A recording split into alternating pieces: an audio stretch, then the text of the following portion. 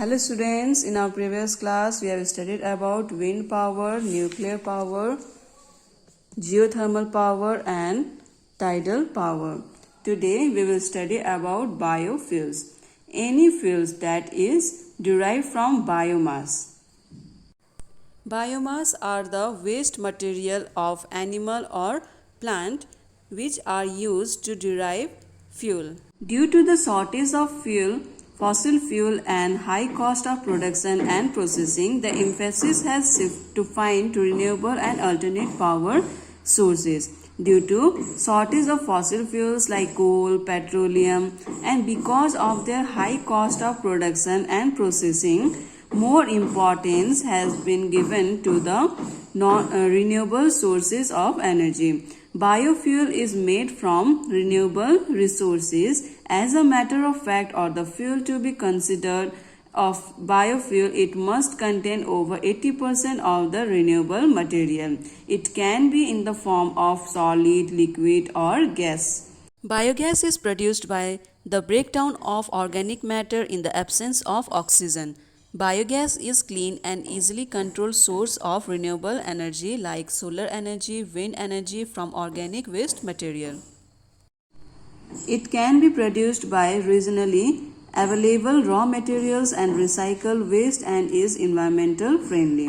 Biogas can be produced from the material which is found in our surrounding area and recycled waste, and it is environmental friendly. It means it doesn't cause any pollution to the environment.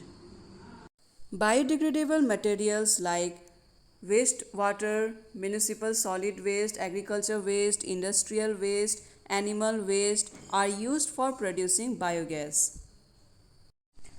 Types of biofuels. There are many types of biofuels. One of the oldest biofuel has been wood that can burn directly to produce heat.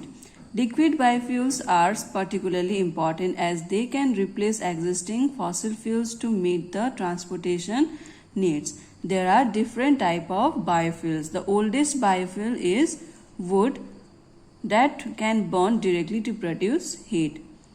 Now we will study about these biofuels, types of biofuels in detail. The most widely produced liquid biofuel is ethanol, which is made from the sugar, starch and cellulose. The US and Brazil are the leading producer. In the US, ethanol is made by blending corn with petrol, where the new fuel gasol has 10% ethanol. In Brazil, it is made from sugarcane, so it is 100% ethanol biofuel. When it is blended with petrol, ethanol content is about 85%. In US, to produce ethanol, it is made by the blending corn with petrol. But in Brazil, it is made from sugarcane, which is 100% ethanol biofuel, and it is blended with petrol to use. The second most common liquid biofuel is biodiesel, that is generally made from soybean, palm oil, sunflower, canola, groundnut, rapeseed and sometimes from recycled cooking oil. It is used in Europe in diesel engines. Usually it is mixed with petrol and diesel in various percentages. Methane, methanol and butanol are the other biofuels in use today. Next is conservation of minerals. Mineral resources help to attain economic growth. The demand for mineral resource has been growing at the rapid rate since the Industrial Revolution around 1760s.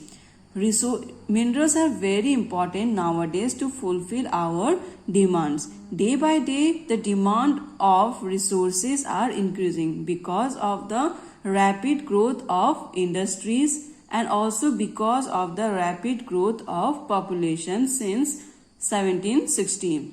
But minerals are non-renewable resource. It cannot be used. Minerals cannot be used again and again.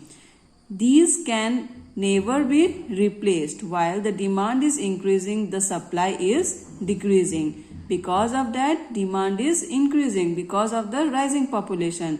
but supply is decreasing because minerals cannot be replaced. Excessive exploitation might lead to the total depletion. Therefore, humans are constantly exploring new sources. The environment is also greatly impacted by the mining activities. There are many disadvantages, there are many ill effects of excessive use of these minerals. The first is the excessive use of resource cause its total depletion.